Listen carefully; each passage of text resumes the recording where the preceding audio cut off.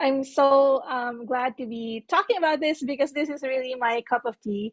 And so tonight I wanted to talk about a conscious language strategy specifically for independent publishers. And this is just a starting point, but I hope it like stokes the fire, gives ideas on how to proceed. So just a little bit about me. I'm the founder of Otherworthy Editing, and I'm a developmental editor and writer. I'm also a conscious language advocate, which we'll talk more about later, and a community organizer for literature and the arts in Rockaway, New York. So I work with the Peninsula Queens Library, their adult learning center. My background, my previous lives, I used to be a published poet and a journalist in the Philippines.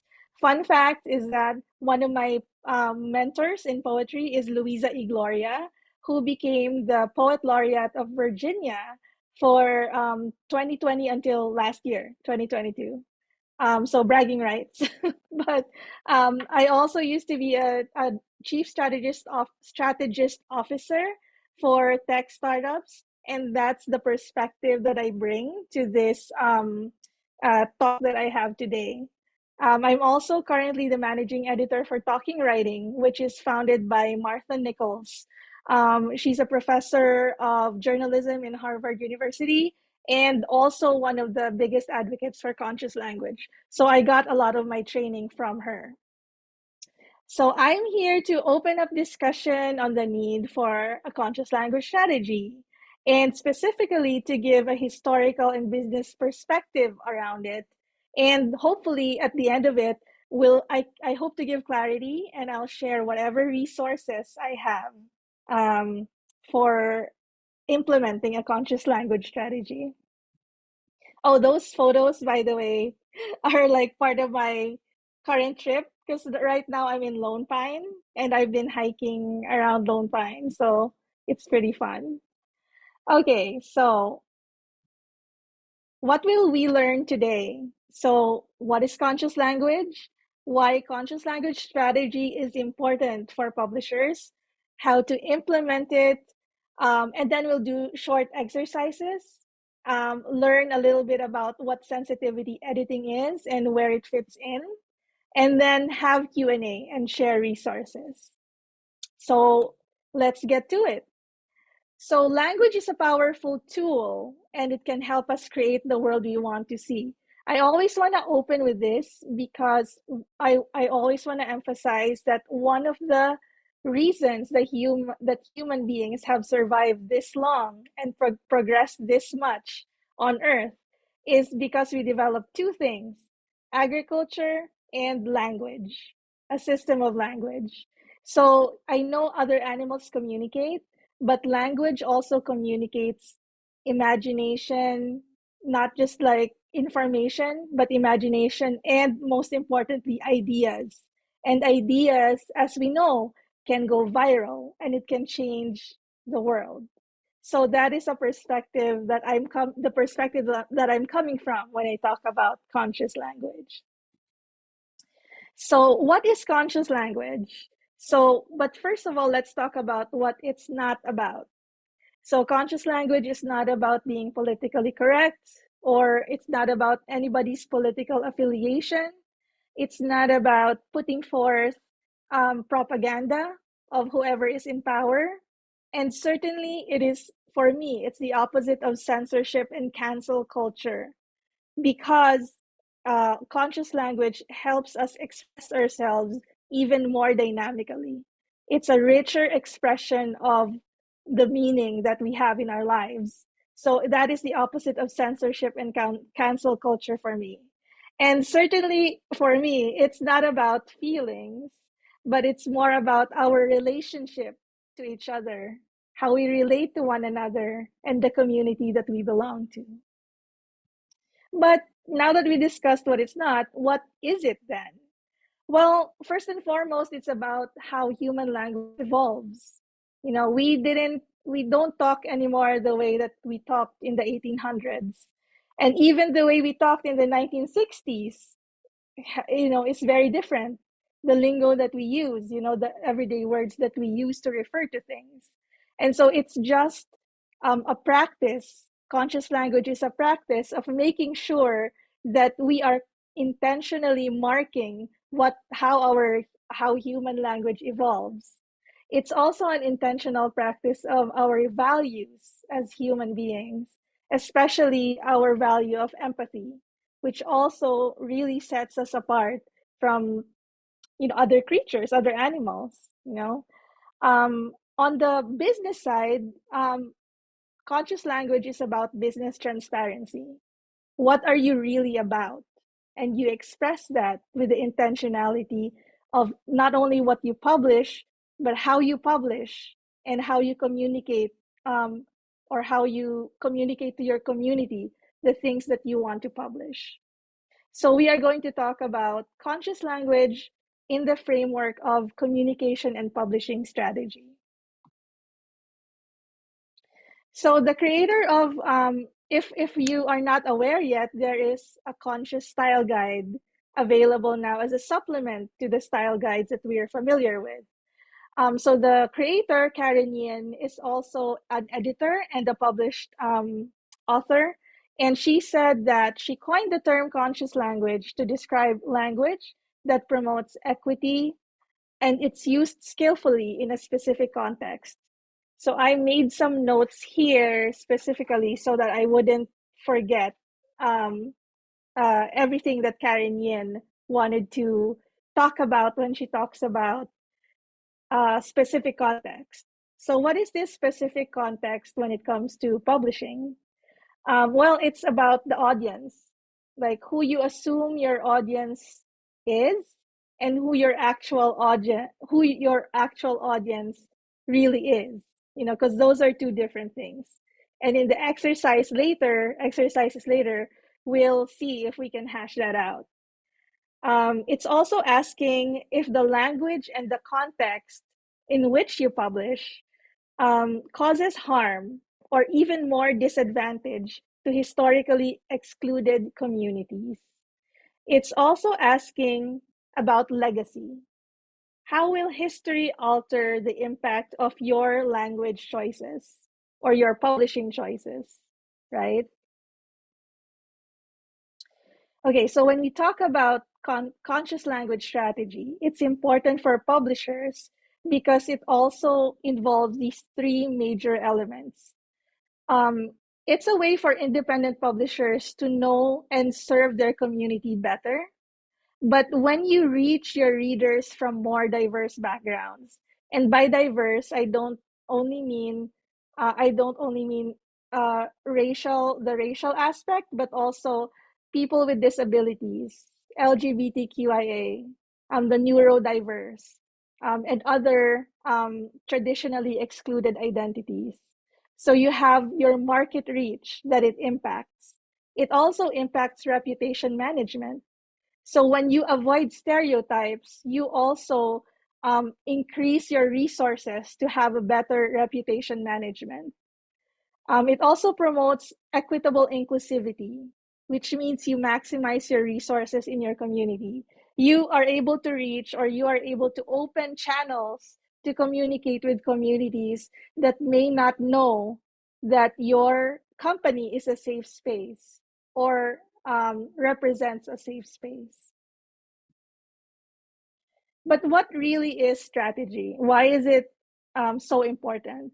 Well, it's how you allocate your resources so you can accomplish the mission in the context of your value network. And what is this value network that we're talking about? This is your community, who you are publishing for, not just your authors, but also your readers, right? Um, and so let's talk about also how conscious language, because one of the questions for independent publishers is that, okay, if we talk about diversity, equity, inclusivity, the number one concern is also how it will affect your company fiscally, right? What is the impact? And so when I was at IBPA, I was really, really pumped to see like how legends in independent publishing have been actually incorporating conscious language strategy and really investing in their communities, in serving their communities, and how it has returned for them in terms of revenue and longevity in the industry.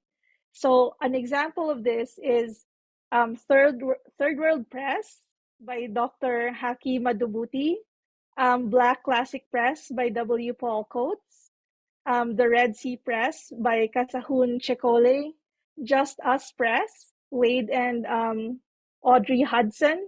So these independent publishers were founded in like 1967, 1978, 1983, and they really doubled down on conscious language. Of course, they didn't call it that back then, but they doubled down on conscious language strategy that works for their community. So when we talk about, this kind of strategy, I'm not saying that you need to solve all the world's problems, right? I'm saying that you have to know what is your corner of the world, what are the issues there, who are the excluded identities and people in your community, and how can you also reach them and serve them. Because that is also part of our obligation as entrepreneurs, not just publishers, right? So let's do this exercise, which I think can clarify more of all the things that I've been talking about. So I'd like you to, and I hope that some of you will share, list down your top 5 values as a publisher. Like, what values in your company do you prioritize? And then who do you think you serve, right? If it's authors, for example, what kind of authors? What kind of readers?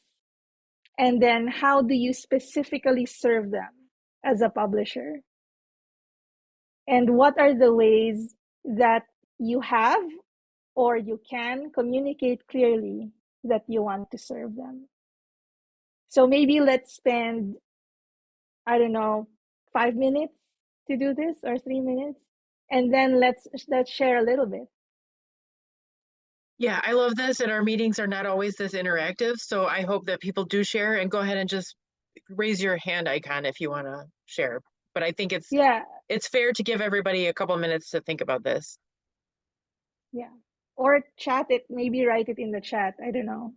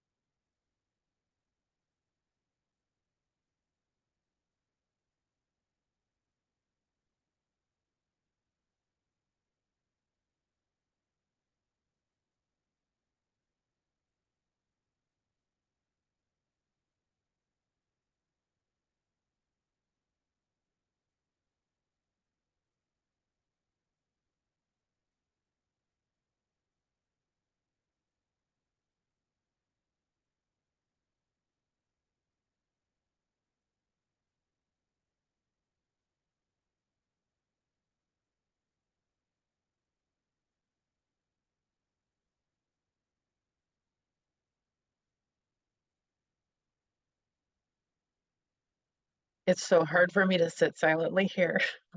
I'm like, do, do, do, do, do, do. Does anybody wanna, at least the values? Like who wants to share their values?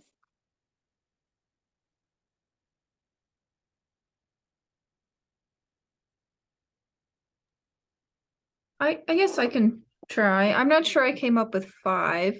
That's okay. I work for a university press, so I think, the top priority is usually disseminating scholarship and research. But also, especially in the trade creative books that we publish, there's definitely an emphasis on trying to promote and amplify voices from many different communities, particularly communities that may have been systemically disadvantaged. And so I think there is equity, justice, and inclusion component to that. But yeah, I mean, I think generally this idea of disseminating research and promoting stories and voices from communities would be important values. So values, how would you word that into a value? Probably sharing, sharing, because values are kind of like creativity or uh, inclusivity. Yeah, it's a value, right?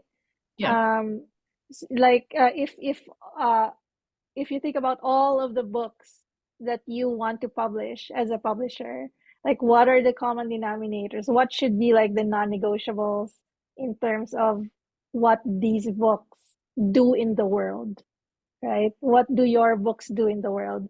And maybe you don't have the answer right now, but that is one of the top things that you must answer if you want to come up with your own conscious language strategy. So, one of the reasons why these questions are important is because if you don't know these things, sometimes you don't, in the nitty gritty, like, okay, what does it take to be a publisher? Okay, publish the book, edit the book, help the author out, distribute, promote. And then this gets lost in the weeds. And then you come to a point when you make decisions and it's far far out from what you initially wanted to publish, so knowing your values, who you really want to serve and how you serve them and how you want to communicate that protects you as a business, sets you up as a business for longevity if you really want to um, last long in the industry, and more importantly, if you want to differentiate yourself, because I know Jennifer mentioned a while ago, oh, it's such a competitive industry, right? But you find those little pockets of that aren't being served, or you find what you do best that you don't even realize, and then you create your strategy around that so that every decision that you make from top to bottom is aligned. And that is like a huge weapon already as a business, whether you're a publisher or in any other industry.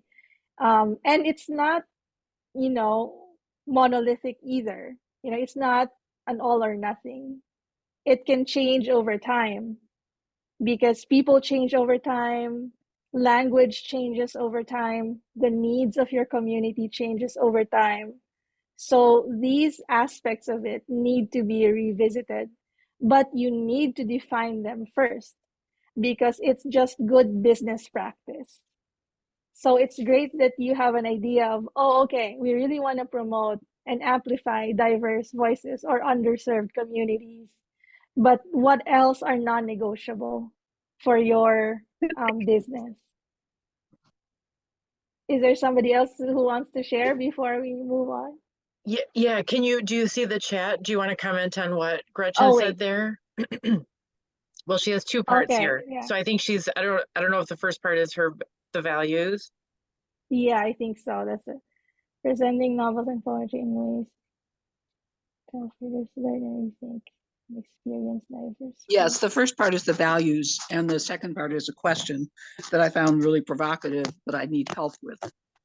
Yeah, for example, okay, I am glad you asked because it is, I admit, this is the only way I can phrase the question, but to clarify it, it's more about how do you communicate that for the writers that you want to attract, for example, those who are in multicultural, more diverse groups, how are you communicating that your space is a safe space for them to submit, their work?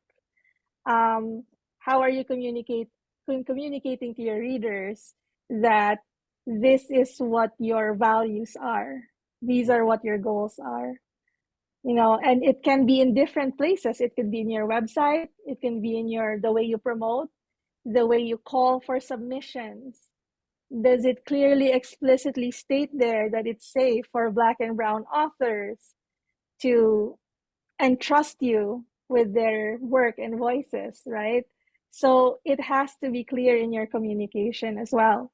Or maybe in your community, there's a specific way to reach that community, maybe through the library. I love libraries. It's just, um, a good place for the community to get together. So that's what I mean when I ask, what are the ways you can communicate clearly that you want to serve them?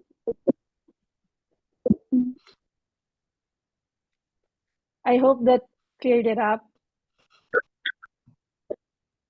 Your exercise actually made me think about what Mark was talking about when I was interviewing him about his experience at PubU, and he mentioned that niche pocket of audio or accessible versions of picture books for kids with disabilities. Like, we were talking about it as a business opportunity, but the flip side is that's a real chance to communicate with that group and say why you're doing this. And can you comment on that? Like, how, in that case, how would you communicate clearly to that group? So that can be part of your promotions, first of all. Like, it doesn't really need to be like a special, it doesn't need to be separate from how you are currently doing your promotions or marketing, but it needs to be in there. It needs to be clearly stated. I mean, you can say that, oh, all denominations, all races, and, people with disabilities welcome, but you have to be specific, like how, right? You can say that, oh, half of our books, 50% of our books have audio, narration. And sometimes that's not clear, even when you put the books out and you see there that there's an audio option. Sometimes that's not clear. You need to be very intentional in communicating. Hi, community. I want to serve you, and this is how. I want to reach out to you, and this is how. That's part of the conscious language strategy that we're talking about. Yeah. So I hope like this exercise helped a little bit, like, spark some ideas or make people think about what it can be. And it's not just a bunch of rules that you need to follow, or like, steps that you need to, or it's not about policing work. It's about really evaluating what your community needs in terms of communication, right? Okay, so I think that we can move on. Oh, how do I do this? Okay, so conscious language strategy, the first, these are the steps, the major steps that I think that publishers can really get into making a conscious language strategy. I know every publisher has a style guide that supplements, the Chicago Manual, APA, right? You have your own in-house style guide.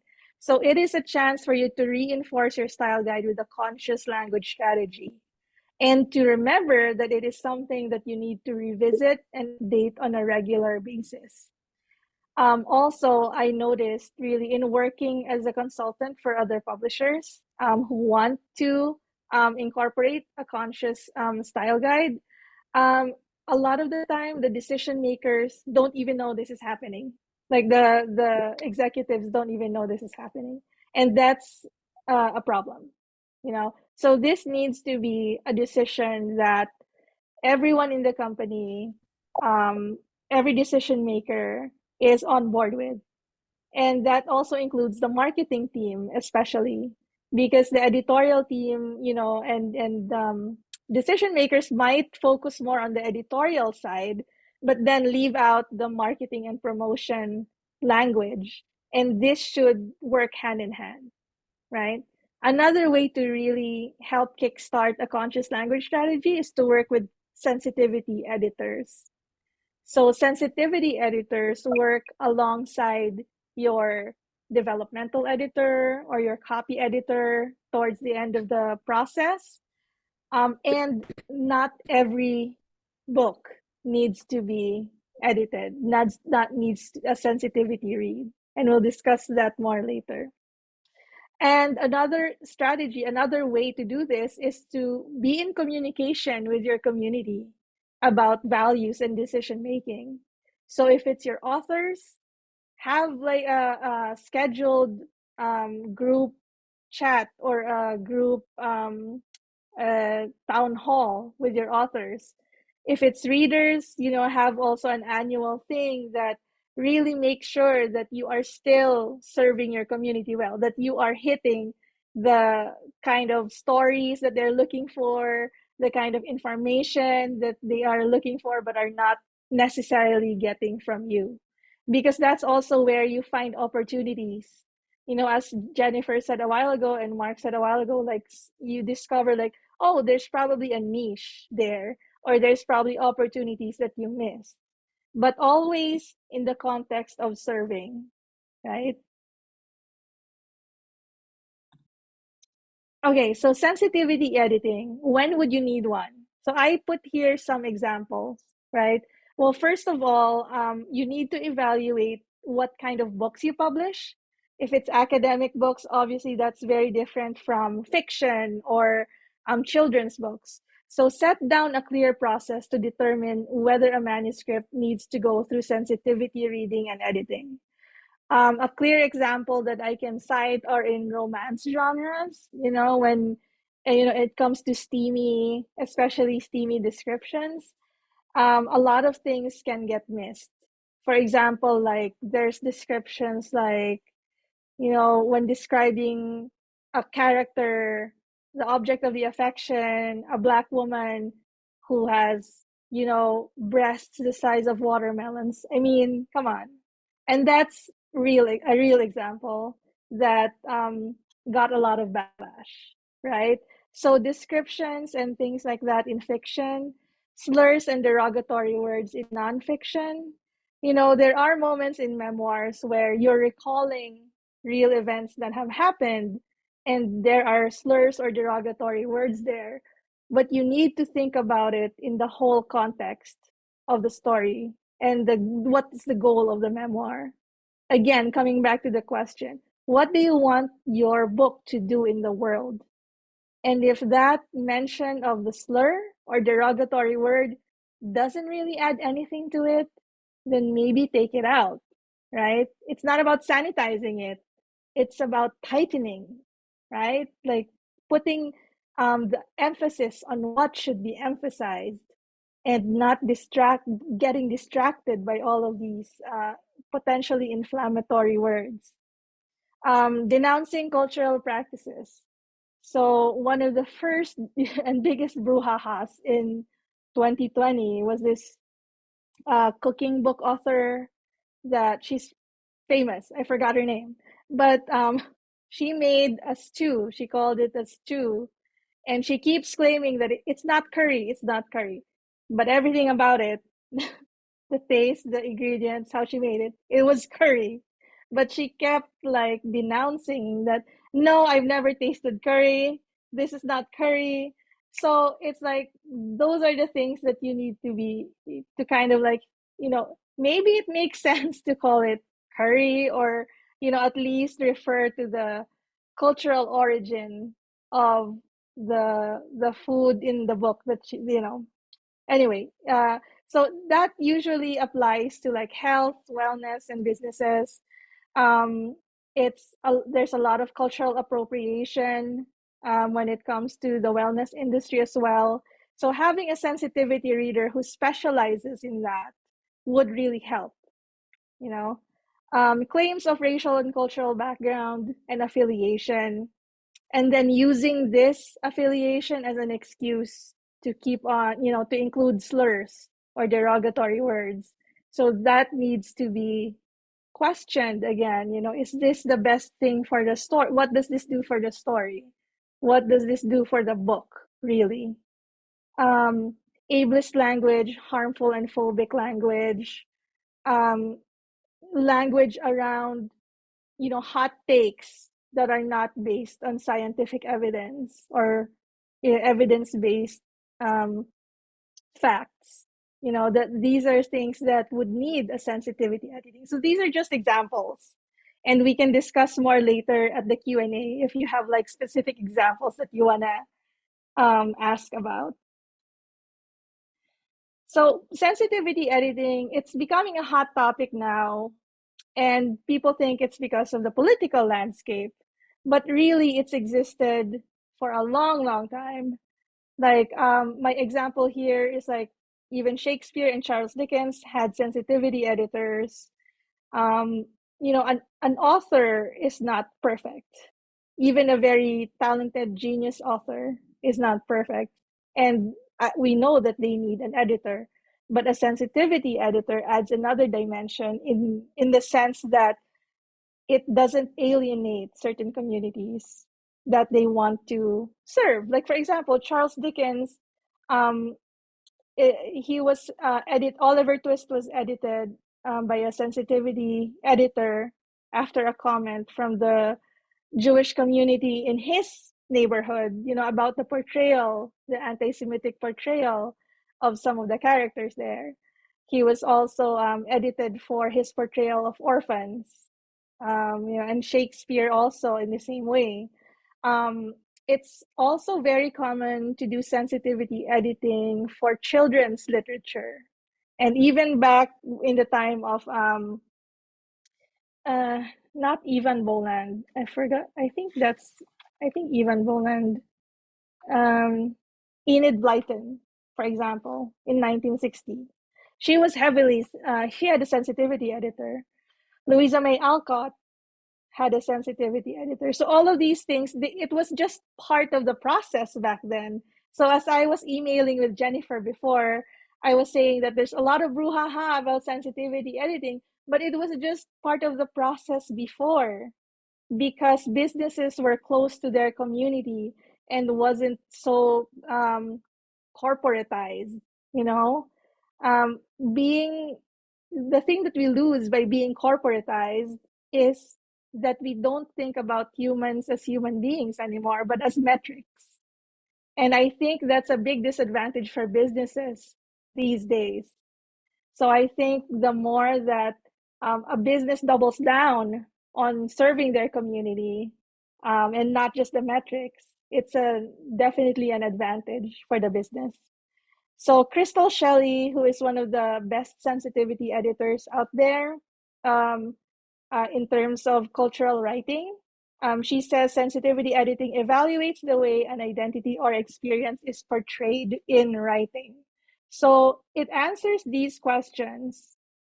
For example, does the work have the potential to harm, exploitation, or hardship for marginalized people and identities?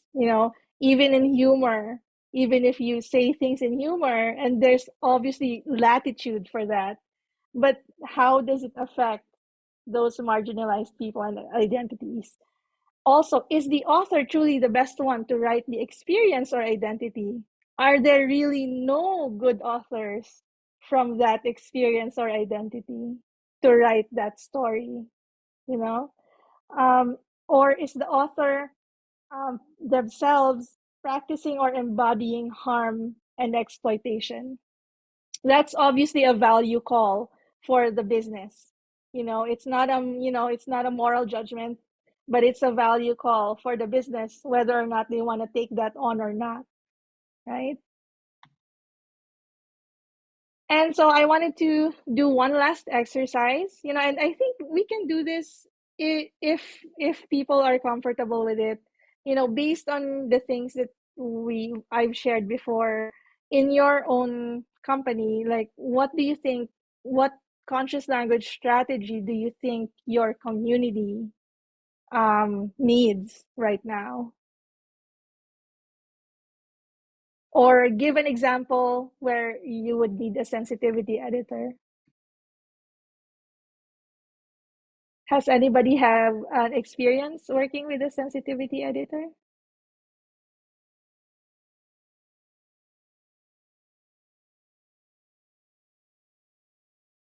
Okay, let me see the chat. Catherine said yes. You're going to have to elaborate on that, Catherine.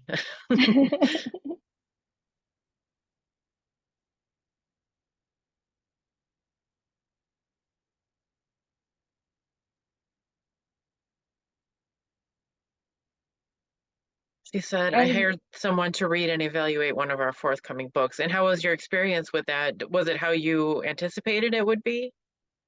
are they children's books?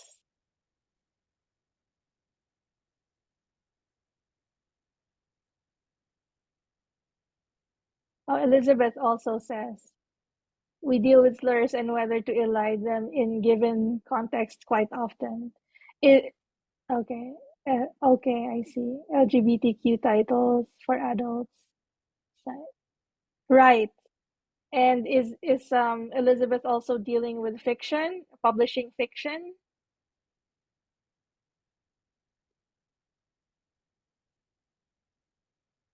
But anyway, like, oh, mostly nonfiction. Okay. So at least we have two examples. Look for sensitive. Yes, beta readers can also share share what they think about the work, pre-publication. The issue is sometimes with beta reading, um, the reactions they're taken into account, but they're not really like given a lot of weight compared to a sensitivity editor. And that's why a sensitivity editor is recommended more often for these kinds of situations. Wait, given weight by who? Like, can you elaborate on that a little bit?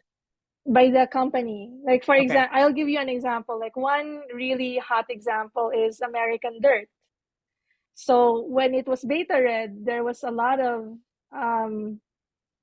bad feedback about it, but the publisher chose to publish it anyway. So I think so the feeling is, if a sensitivity editor actually came in and made recommendations, they would have been more specific about how to revise the text compared to beta readers, compared to reactions from beta readers. Nancy has her hand up. So I write early chapter books for neurodiverse kids. And what I'm looking at, so I'm just working on my first one right now, but it's going to be a series, and it's going to be basically two characters go from book to book to book, and then they interact with a classmate, and I hope to include, many different kinds of kids, so all kids can be seen in the books. And I've already made sure that, whenever I approach a character that's different from me, that I will definitely include a sensitivity reader, not just for the words, but even after the pictures are drawn. Maybe we make a mistake on what color they wear, or, you never know until someone of that community takes a look. And I just wanted to also just note that because I am serving like upper elementary,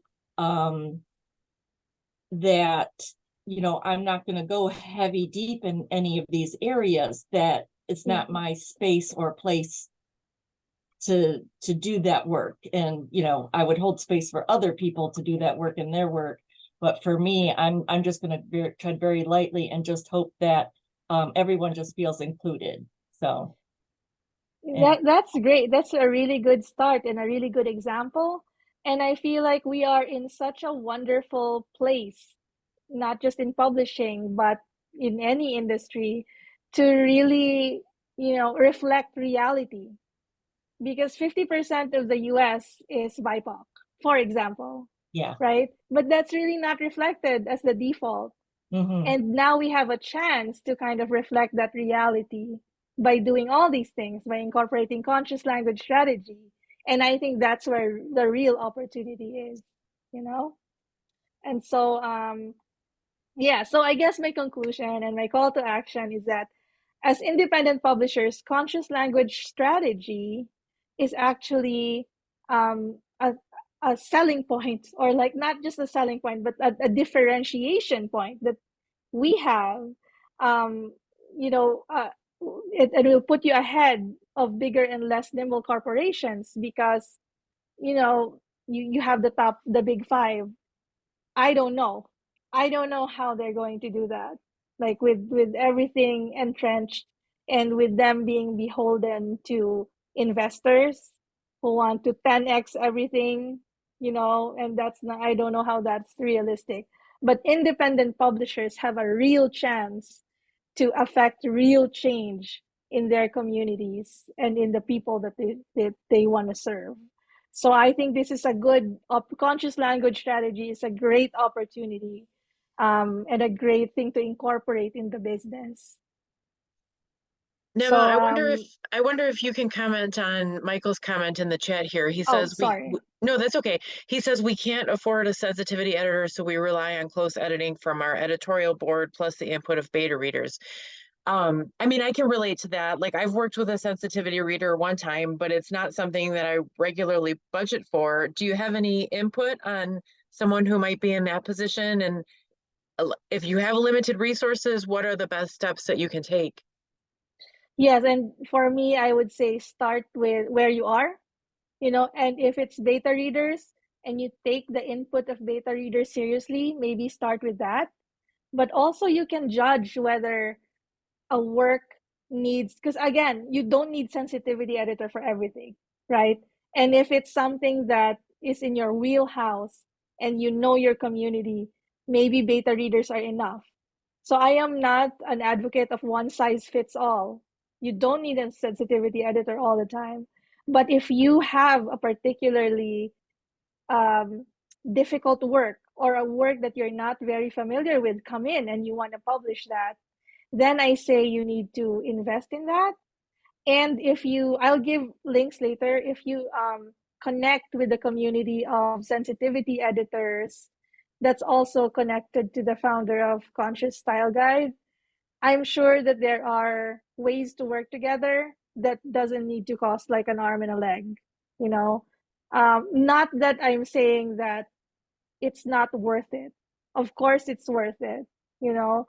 But I also know the constraints of businesses, and you need to prioritize certain things. So I say if it's in your wheelhouse and you have good beta readers that you trust and you listen to, then maybe a sensitivity editor is not needed. And so we're going to open it to questions if you have other questions or things that you want to discuss. But Well, I'll just. I Oh, want go to ahead. share really quickly. I know you were asking if anyone has used sensitivity readers. So MiPress published, this is a series with like middle grade fantasy novels, okay? So there's a lot of crazy non-reality things happening in these novels, but there are real kids, like real characters. And can you see, so one of the characters is a Native American boy. And Yeah, okay. we did have this, we had the cover, we ran it by a sensitivity reader, and we had that person read the story as well. I don't remember how my colleague found this person, but the insight was really valuable. Like, we kind of got a green light that we didn't write something offensive, that the character was actually someone that kids in the community could look up to. So for me, it was a great vote of confidence that, okay, I'm doing the right thing in publishing this book. I'm not going to be causing any problems or anything like that. So that was my experience using one. Yeah, that's great. Like, I'm glad that you have an example to show. And I also appreciate Gretchen She said part of it is using the authors of color and LGBTQ plus you already work with as beta readers. True. And have a board that is diverse. That is already really helpful because that already steers you in the right direction, right? And so I wanted to share that's me. Hello. But I also wanted to share. I also will resources for where to start and the websites that you need to check out. I am going to send Jennifer.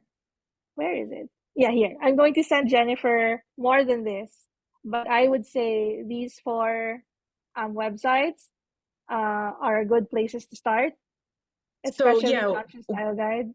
whatever you share with me, I can post it on MiPA's website in our like summary page where we talk about the meeting. So I can link all of these resources up there. Great. Yeah. So anybody, if you have questions or situations that you want to run through and talk over, look, I don't have all the answers, but maybe we can think through them together. I jotted down a few. I'll start with one that I had written down. Can you give an example of what ableist language is or what to look out for in that respect? I would say like one of the biggest things is, fat phobia. I would say like not allowing, especially in the wellness industry, fitness and wellness industry, the promotion of, I know it's the default and we can't do anything about it right now, but the focus on losing weight and then framing fatness as, being bad or automatically being negative or being unhealthy or not worthy for representation of representation. The backlash that people have, like fat people have, when they dare to be proud in their own skin, when they're featured in ads, or there's an ad before of a gymnast who is bigger than the usual gymnast, and then there's a lot of backlash against that. And so if you have books or stories or authors who want to use language that denigrates, for example, fat people, in that way, I think that should be something that merits a sensitivity edit or like a rethink, so.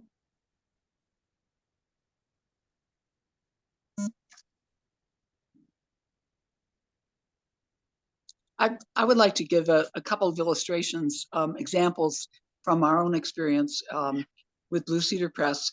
Well, we published a book that I wrote, a novel that I wrote last year, that is about, it's about a biracial family and a murder that takes place there in Chicago that affects that family and causes them to research, to find some family roots that go back to 1984 and a terrible massacre by the police in Philadelphia, of the MOVE community. And as we headed out to our beta readers, there were things that I thought I would have been smart enough to catch that I wasn't smart enough to catch. Like, for example, I had used the term auntie for the way the woman, a biracial woman, referred to her a Jamaican aunt when she discovers that she has a Jamaican aunt, and she uses the term auntie. And our beta reader said, "Wait a second, this is offensive because this is like a slavery term, and it wouldn't be used." And that was really, really helpful. I should have known that, and I didn't. When I was doing some work on a Native American's a biography of a Native American, I talked about his going into battle. He felt he had a stone in his throat as he was going into battle. And when a Lakota man read that part of the manuscript, he said, "Absolutely not.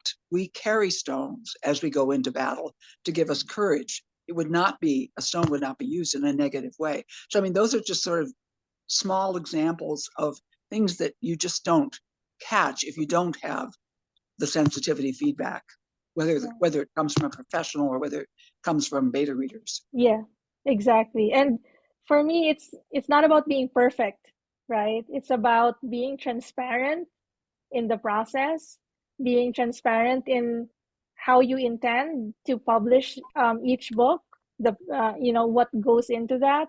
And so whether something is caught or not, because sometimes even when you, depending on the sensitivity editor, sometimes things are not caught. Like for example, like auntie, as you said, is see offensive for Jamaican culture, but for Asian culture, that is a sign of respect, for example, right? And if you censored that in Asian culture, so again, what kind of sensitivity editor matters a lot. So just because I'm Asian doesn't mean I can read for sensitivity for every type of Asian work, right? Just because someone is Black, it's not a monolith. So we give grace to each other, and as long as we are transparent in how the process is done and what your um, publishing company does, I think that should be part of your conscious communication as well. Being very clear that we work with beta readers, we, as much as possible, we work with sensitivity editors. Maybe even calling for volunteers. Sensitivity editors who would volunteer for a certain amount of time or something like that. So that's all part of a conscious language strategy. Any other questions? I have, if Go ahead. I'm Michael Poge, but for some reason my video is not working, so I'm not even sure I'm registering.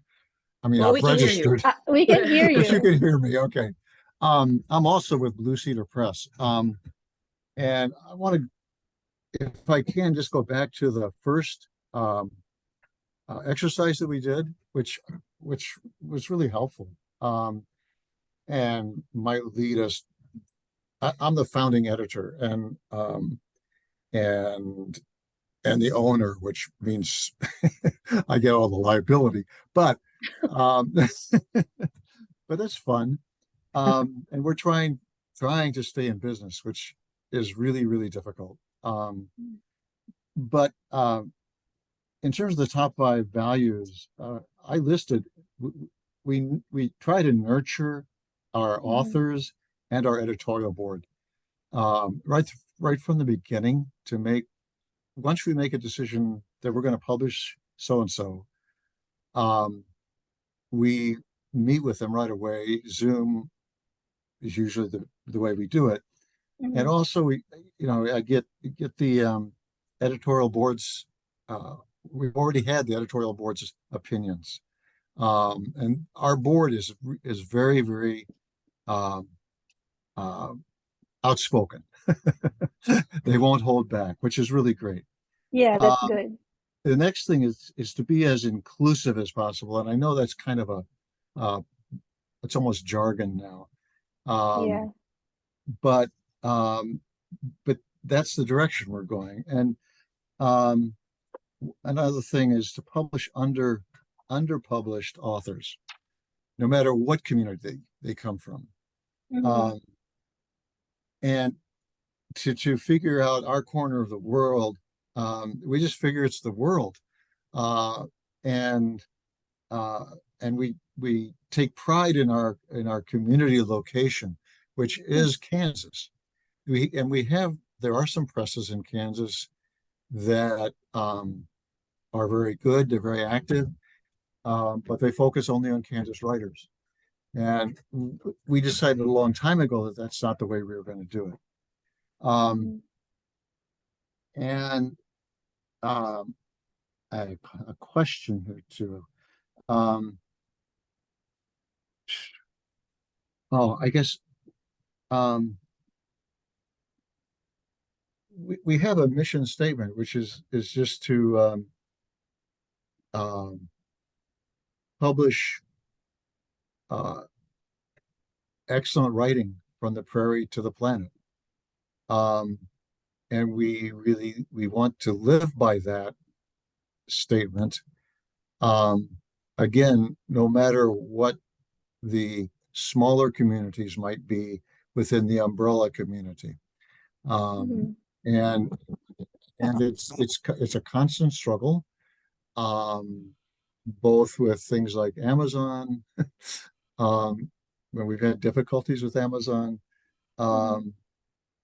but um, we I guess the question is, I will ask a question for presses who are on the verge of trying to figure out whether to stay in business or not.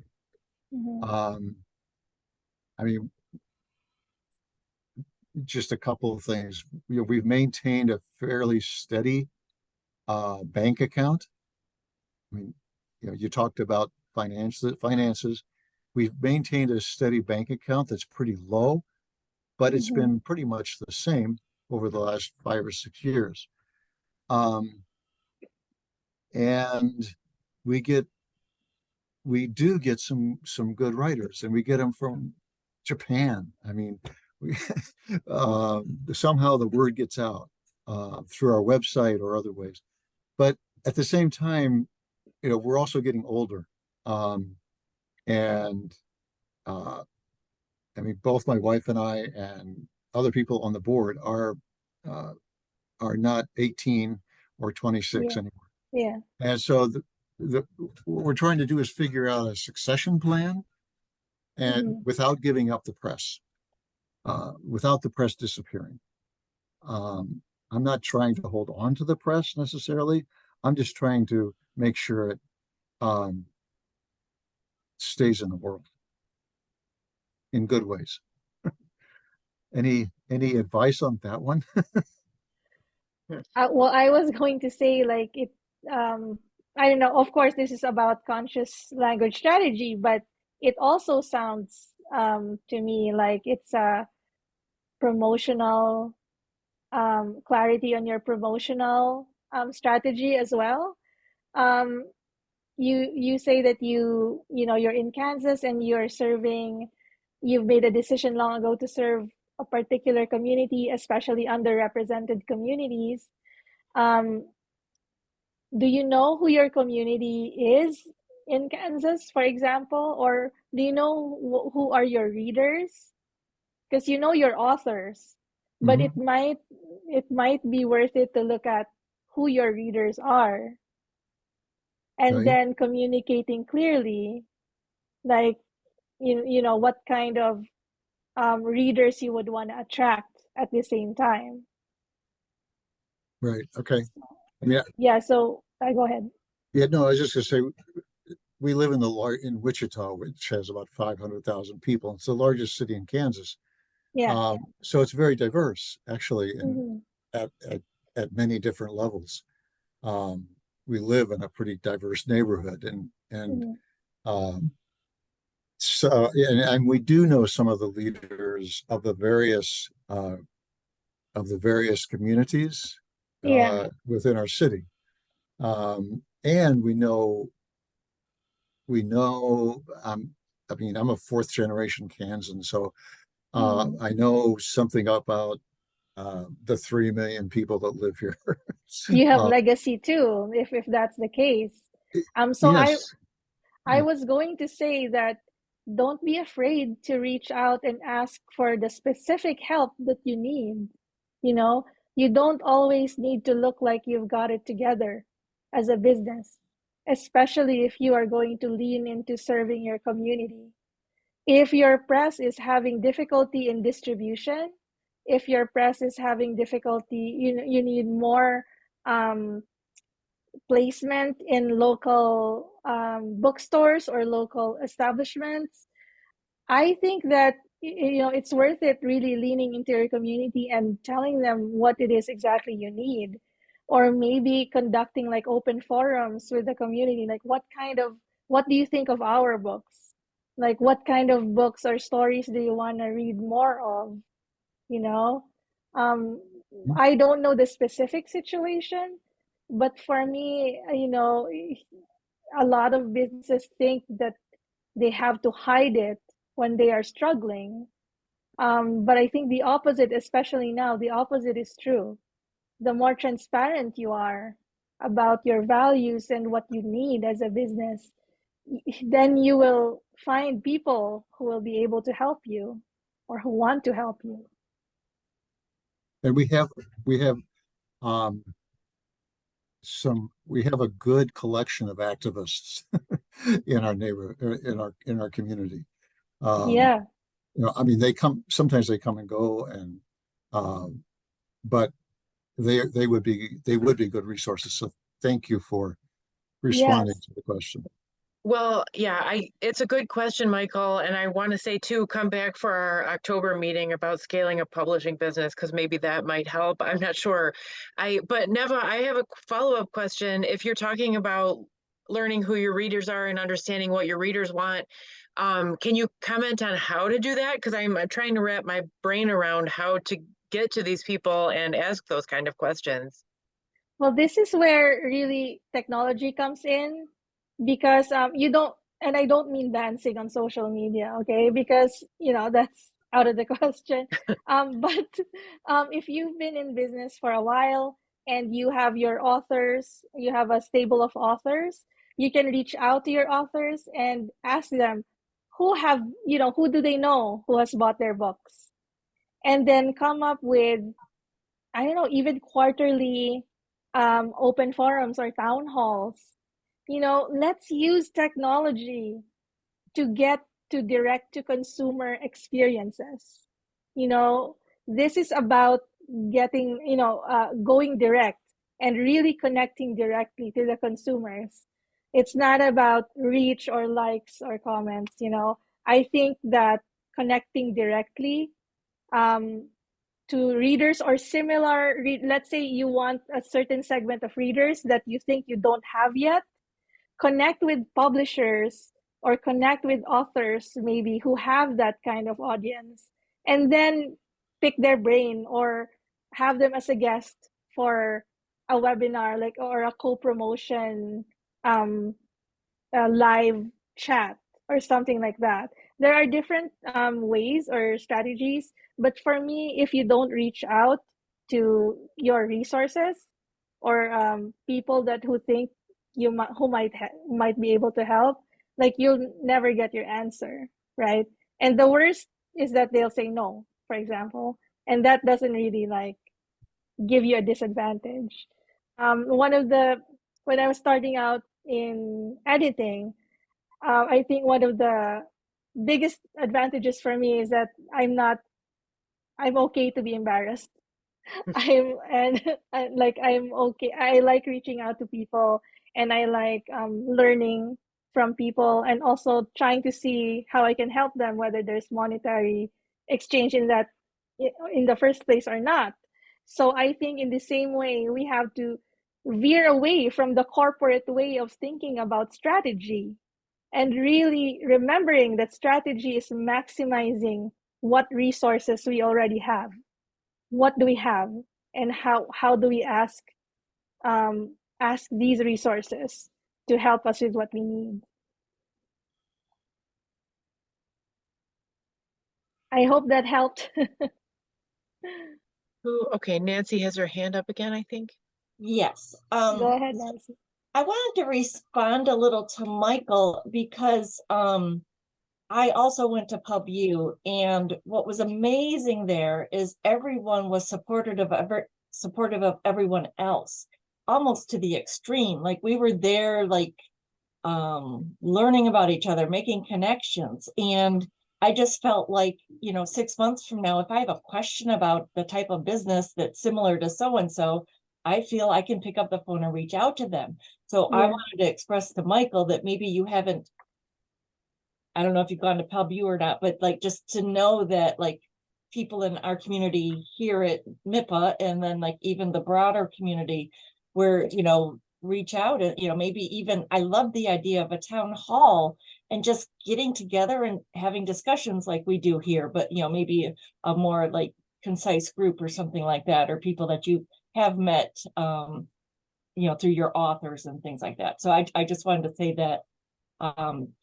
asking for help, I think, is huge, and being It's in huge, business and with it's other people, yeah. like it's a community, like we're Yeah. just not in Yeah. it by ourselves. Yeah. I I don't would, even know what PubU is.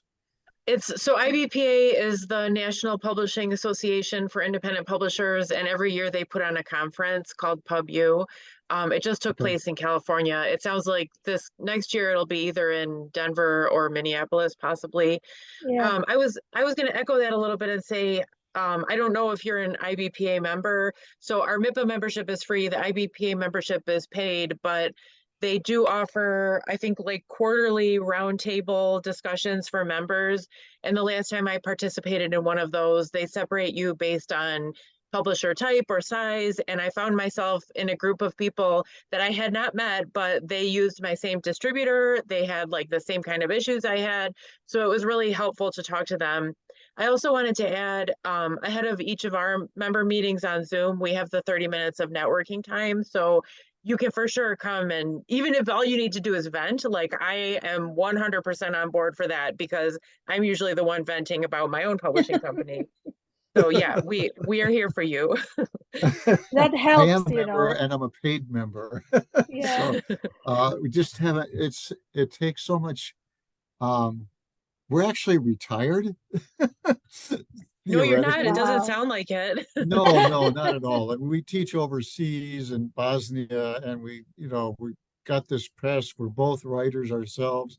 Um, you know, it's hard to focus on what will help us the most. And I've been thinking, I mean, I've got two issues of IBPA independent sitting on my desk, next to my computer right here. And just want to be able to focus on what is going to um, what is going to help, if not ensure, the longevity of the press. And Book so sales. poetry doesn't sell that well. Yeah. But yeah, you're right. I mean, and we we were fortunate to have one windfall where our local university picked up one of our books as a big read, as a campus read, several years ago. So I mean, that helped us stay afloat. Yeah. But that doesn't happen every year. So thank you for the suggestions. Does anyone else have any questions?